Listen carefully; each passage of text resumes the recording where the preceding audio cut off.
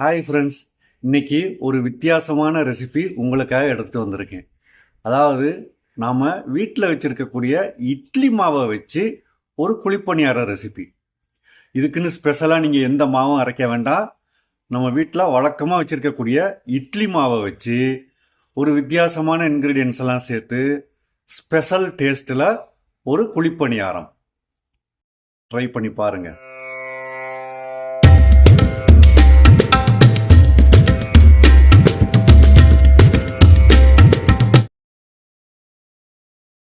இந்த ஸ்பெஷல் குழிப்பணியாரத்துக்கு தேவையான முக்கியமான பொருட்கள் இவ்வளவு தாங்க. அடுப்பை ஆன் பண்ணி ஒரு கடாயை அடுப்பில் வச்சுக்கோங்க. ஒரு 2 டீஸ்பூன் குக்கிங் ஆயில் எதுனாலும் யூஸ் பண்ணிக்கோங்க. மோர் மிளகாய் இந்த ரெசிபிக்கு 4 போதும். எனக்கு வேறு சில விஷயங்களுக்காக தேவைப்படுதுங்கிறதுனால கொஞ்சம் அதிகமாக வச்சு நான் வறுத்துக்கிறேன். அடுப்பை சிம்லேயே வச்சு கொஞ்சம் செவக்க வறுத்து அதை தனியாக எடுத்து வச்சுக்கோங்க. இப்போ அதே எண்ணெயில் கடுகு உளுந்து 2 டீஸ்பூனும் கடலைப்பருப்பு 2 டீஸ்பூன் போட்டு அது செவக்க கொஞ்சம் வறுத்துக்குங்க. கடலைப்பருப்பு செவந்ததும் நம்ம ஏற்கனவே பொடியாக நறுக்கி வச்சுருக்கக்கூடிய கருவேப்பிலை கொஞ்சம் போட்டுக்கோங்க. அதோட பொடியாக நறுக்கி இருக்கக்கூடிய 2 பெரிய வெங்காயத்தை சேர்த்து கொஞ்சம் நல்லா வதக்கிக்கங்க. வெங்காயம் ஒரு கண்ணாடி பக்குவத்துக்கு வந்ததுக்கப்புறம் நம்ம ஏற்கனவே பொடியாக நறுக்கி வச்சுருக்கக்கூடிய மல்லி இலைகளை அதோடு சேர்த்து லேசாக ஒரு வதக்குனா போதும். மல்லி ரொம்ப வேகணும்னு அவசியம் இல்லைங்க. ஒரு 15 குழிப்பணியாரம் வர்ற அளவுக்கு உள்ள இட்லி மாவில் நாம் இப்போ வதக்குனதை அதோடு சேர்த்து நல்லா கலக்கிக்கங்க. இப்போது வறுத்து வச்ச மோர் மிளகாயில் காம்பை நீக்கிட்டு மீதியை 1-2 மட்டும் லேசாக கையால் நொறுக்கி இந்த மாவோடு சேர்த்துக்குங்க.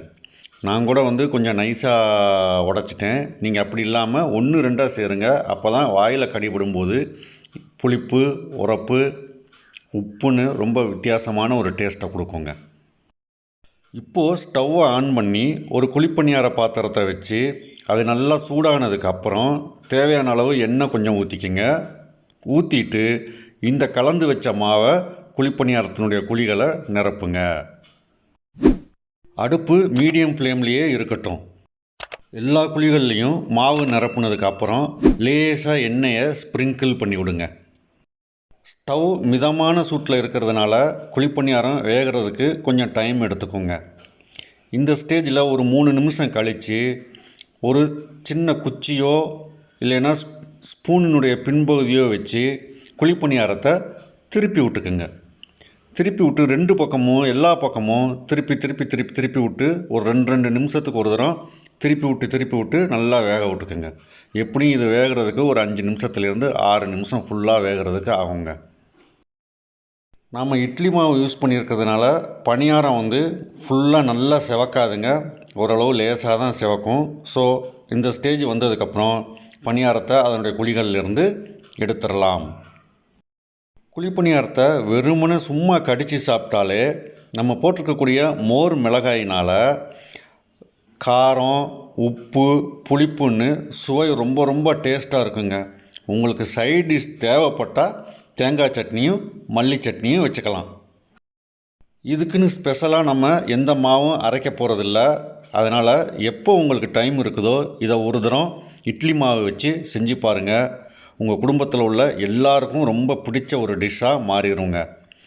இதே மாதிரி இன்னொரு டிஷ்ஷோடு நம்ம இன்னொரு வீடியோவில் சந்திப்போம். தேங்க்ஸ் ஃபார் வாட்சிங். வழக்கம் போல் இந்த வீடியோ உங்களுக்கு ரொம்ப பிடிச்சிருந்தது அப்படின்னா உங்கள் நண்பர்களுக்கும் உறவினர்களுக்கும் ஷேர் பண்ண மறந்துடாதீங்க. லைக் பண்ணுங்கள், கமெண்ட் பண்ணுங்கள். தேங்க்யூ. Bye bye.